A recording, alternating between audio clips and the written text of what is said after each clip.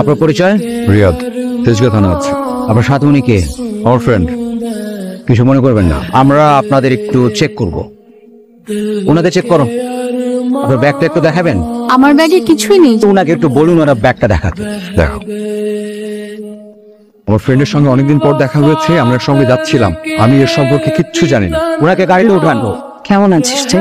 এখানে এভাবে যোগাযোগ তো তুই করিসনি, এত রাত তোর, ফোনই ধরিস না আমার। তুই কি আগে চেয়ে সুন্দরী হয়েছিস নাকি?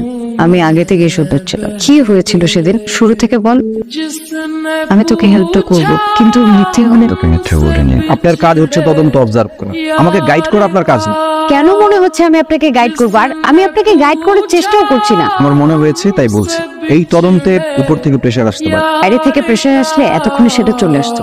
আপনি হয়তো জানেনই না এসআই রিয়াদ আসলে কে। অপরাধী পুলিশের চাকরির সহযোগিতা নিয়ে ড্রাগের বিজনেস করে। টাকার জন্য